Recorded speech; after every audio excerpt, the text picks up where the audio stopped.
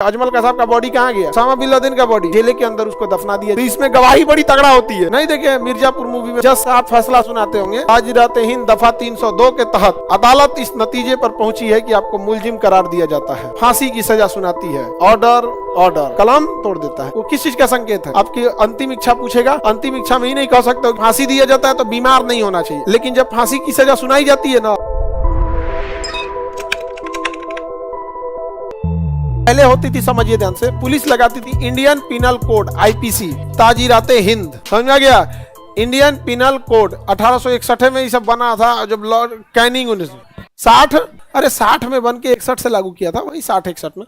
तो आईपीसी, इसमें 3 तो बड़ी फेमस धारा थी सब। मारे मर गया 302, मारे बच गया 307, अपहरण कर लिए 365, रेप का था 376, गैंग रेप का था 376 का बी, ऐसे करके था बहुत सारा। इस मेन ये उसमें बड़ी लगाते थे सब।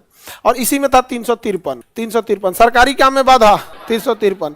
अब इसमें अलग अलग था 400 वो दहेज वगैरह का सब अलग था। मारे किसी को क्या लग गया? 307। क्या लग गया? 307। तो ये सब आईपीसी था, समझा गया? अब तो सोचो और खतरनाक है 302 में बचियो जाता था सब, क्योंकि जिसको मारा वो मर गया।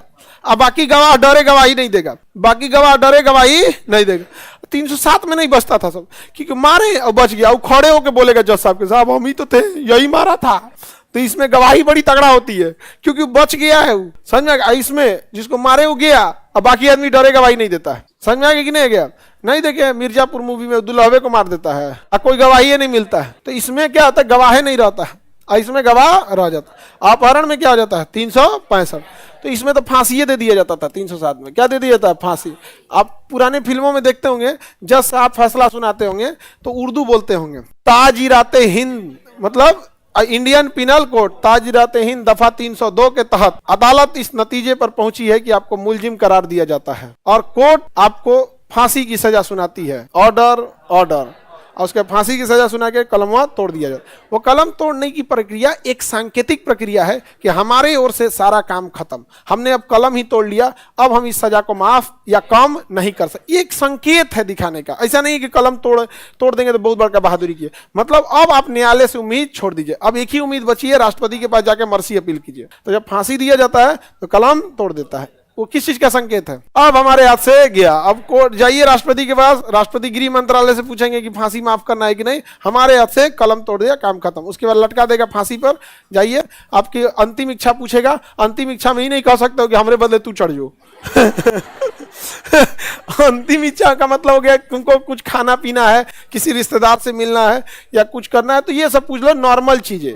ऐसा नहीं है कि आप अंतिम इच्छा के चक्कर में कहो उल्टा फांसी दो पैर की ओर से, समझा गया?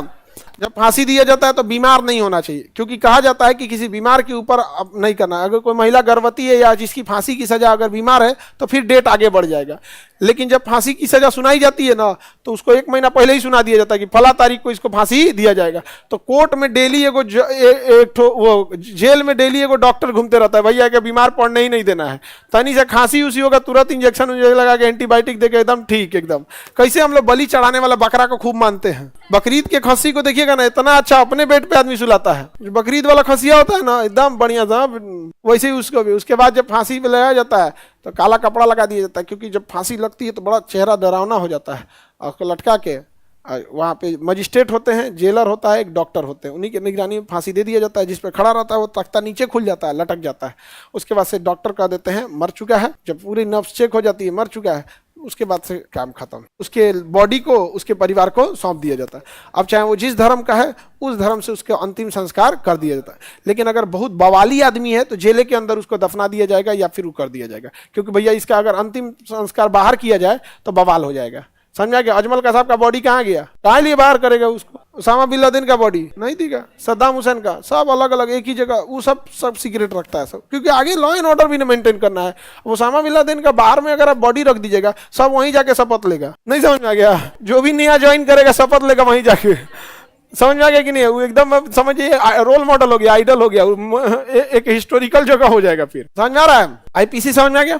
ये आईपीसी खत्म हो गया। अभी आईपीसी का नाम बदल गया भारतीय न्याय संहिता, BNS।